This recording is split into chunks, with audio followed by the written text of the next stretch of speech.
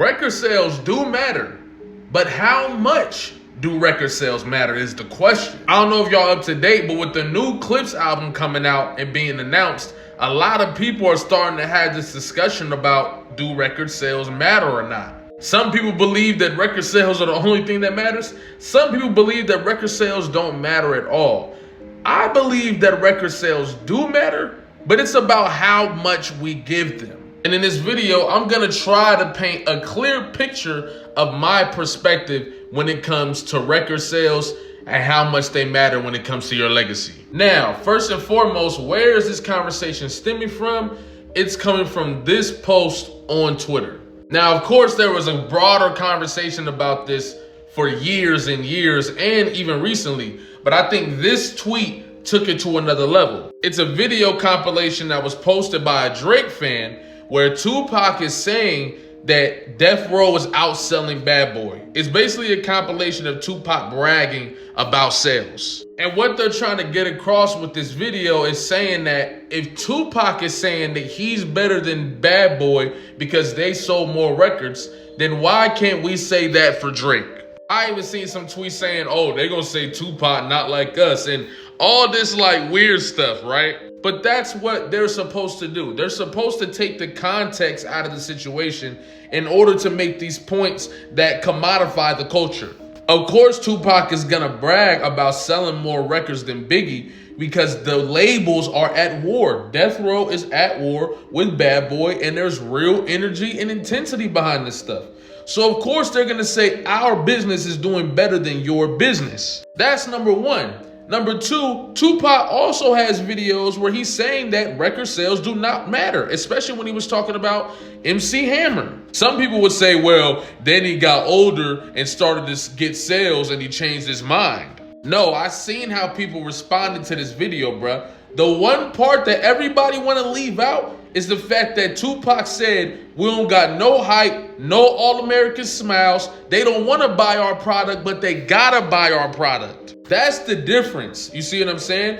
Tupac is saying we didn't have to switch up who we are. We didn't have to do nothing. We still the same motherfucking niggas we was prior to this. And we still outsold them. That's the point. That's the conversation that nobody want to have. When we talk about record sales, yeah, they matter, right? But how did you get? Did you go completely pop when you first initiated yourself as a hip hop artist in order to break records? Or did you maintain the very thing that they said couldn't be super popular and break these records? It's a huge difference. Sales with substance is always going to be better than sales without substance, because sales with substance isn't the thing that they want to push. That's what it's all about. That's what Tupac's message was. You see what I'm saying? That's why people don't understand why what Kendrick Lamar is doing right now is as incredible as it is. It's because he's taken underground hip hop to pop levels, something that people didn't think was possible.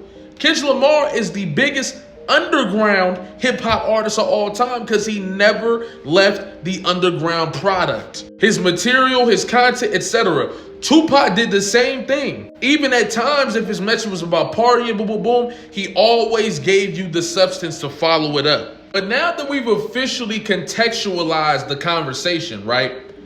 This is what I think about this whole situation. I think numbers do matter. I just don't think they matter much. And that's my opinion.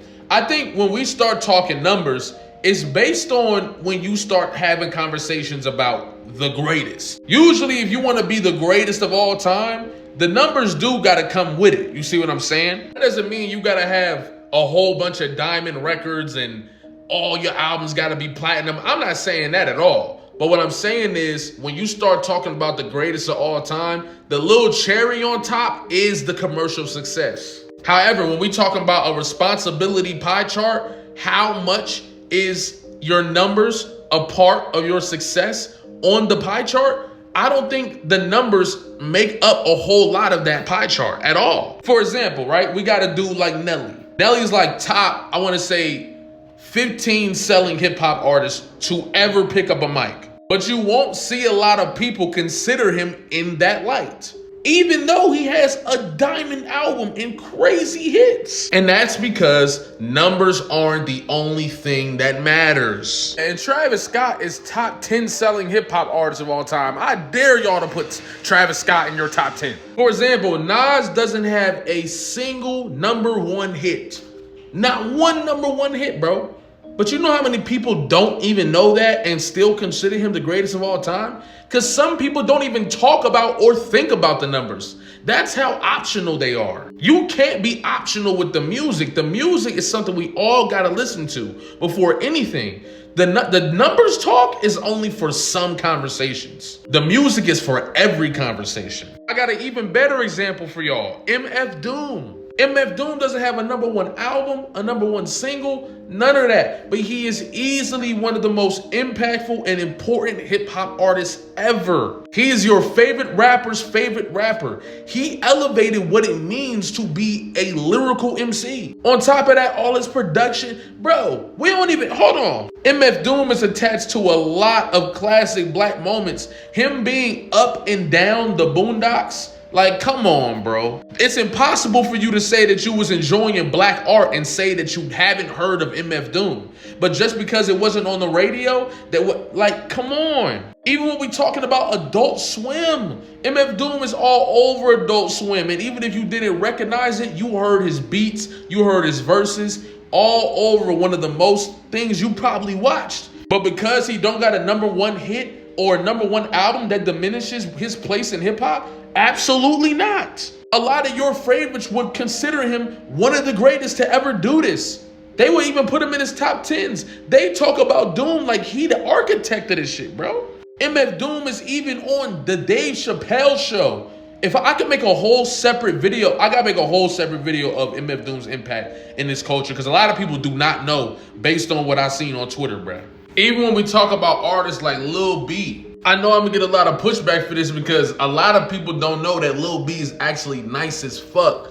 And a lot of his music, he be trolling. Lil B is actually nice, and if you know, Lil B is actually extremely influential. Especially when we talk about internet culture in general, Lil B is like, bro, Lil B is like the face of internet culture. And even if you feel a way about the internet, boom, boom, whatever, it does not deny his influence. Even guys like Soulja Boy, even one of the greatest of all time. Look, thank you, Bass God, teaching us all how to swag in videos. You and Wayne, the most influential. Thank you. Like, come on, this is from Kendrick Lamar himself. A lot of y'all don't even remember Lil B and Kendrick Lamar was in the same cypher. And Lil B low-key had the best verse. And even if you don't think he had the best verse, he definitely had the best moment. Does this change that Lil B's influence or anything like that? Absolutely not. He's still one of the most influential to ever do this. Now, when you start going up to the cream of the crop hip-hop artists ever, that's when it's so close because of what they've done culturally that you now gotta kind of add in their commercial sets on top of that. But that's because they have the culture cachet already.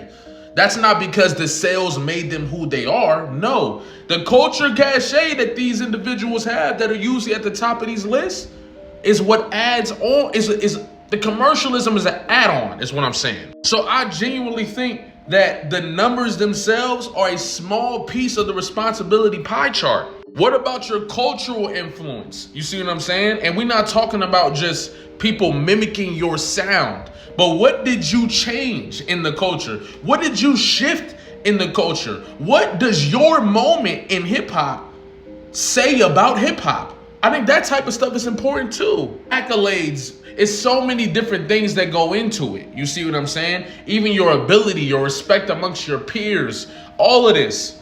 But I think numbers do matter, just not as much as motherfuckers want them to matter. Thank y'all for coming and watching my video. Like, comment, subscribe, especially if you're new here, especially if you've been watching and you ain't checked me out yet.